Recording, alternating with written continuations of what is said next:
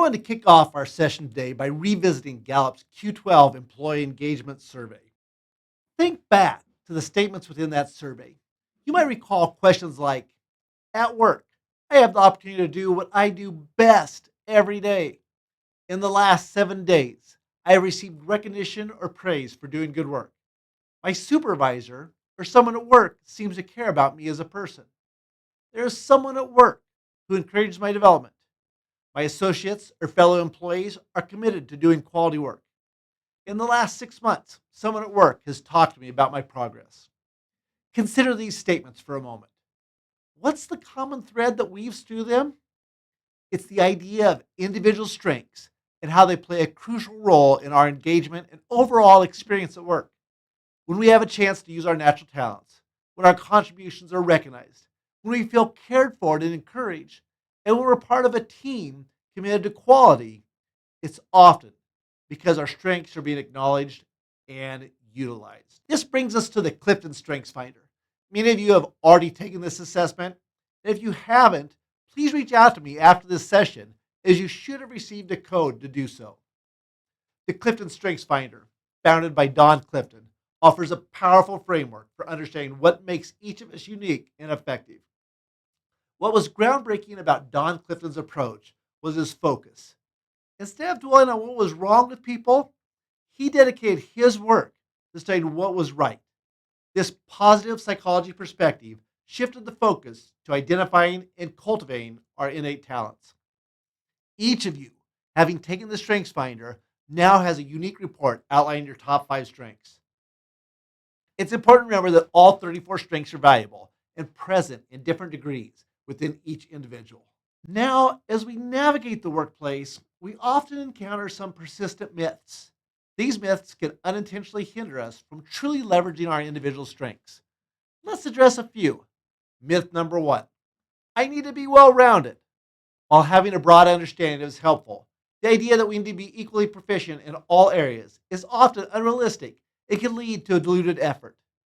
Myth number 2, I need to sacrifice my strengths for the team. Collaboration is essential, but sacrificing what you do best can actually diminish the team's overall effectiveness. Myth number 3, I need to work on my weaknesses. While awareness of our weaknesses is important, an overemphasis on fixing them can distract us from the far greater potential of developing our strengths. The reality is, the most impactful approach is to figure out what you do best and do more of that.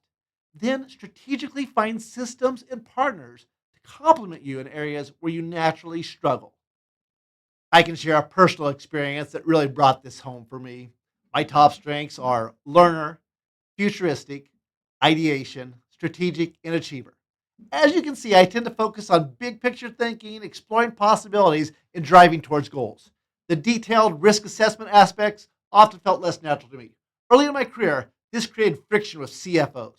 I'd often perceive their focus on potential pitfalls and details as resistance to innovation and a clinging to old ways of thinking. My perspective shifted significantly through a mentor named Don Jackson.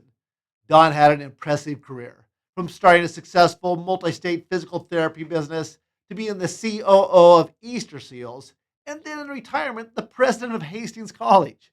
He took the time to talk with me, and one thing he shared about his philosophy about his CFO. He wanted his CFO to be the most conservative person on the team, the one who would meticulously point out risk and potential dangers. He also needed someone to work through the intricate details. This conversation was eye-opening. Soon after, I had a conversation with the CFO at Mid-Plains Community College.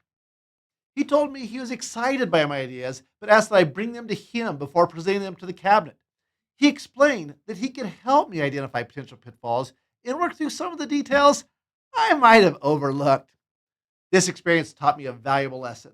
The areas where I had a weakness could be a strength for someone else. That person wasn't an obstacle, they were a crucial partner. But this realization only came when I understood my own strengths and weaknesses and started to appreciate the diverse strengths within a team. To foster this understanding within our own staff, we've started an initiative where everyone takes the Clifton Strengths Finder and has multiple individual conversations about this in the workplace with their supervisor. We're even creating internal baseball cards that highlight each person's top strengths. The idea is to make this information readily accessible so we can all better understand each other's natural talents and work together more effectively, complementing each other's strengths. As managers, your role is pivotal in this process. You want to actively identify the strengths within your teams. Then you need to help your team members recognize their own strengths and develop personalized growth plans to capitalize on them. Think about the work of K. Anders Ericsson, the expert on world class performance. His research consistently shows that achieving mastery often involves around 10,000 hours or a decade of deliberate practice, often guided by coaches or mentors who provide targeted feedback and support. While we might not all be aiming for world class status in a particular skill, the principles of deliberate practice applies to our strengths as well. How can you help your team members find opportunities to deliberately work on refining and applying their strengths? How can you provide the feedback and connections they need to further their development? We will all inevitably have tasks that don't align perfectly with our natural talents. However, if you can foster an environment where your team members experience even a 10% shift towards utilizing and developing their strengths, you will likely see a significant improvement in their engagement, their effectiveness, and ultimately the results your team achieves. To help you begin this process, I'd like to leave you with a couple sets of questions. First, the next project will be some journal prompts for your own reflection on your strengths and how you currently use them. Second, there'll be some Word documents in there that provide questions you can use with your teams to help them identify and start to apply their strengths more intentionally. We'll delve deeper into practical application in our next session, but for now, take some time to reflect on these ideas. And we'll see you shortly in the next project, then pretty soon the next video on strengths and teams.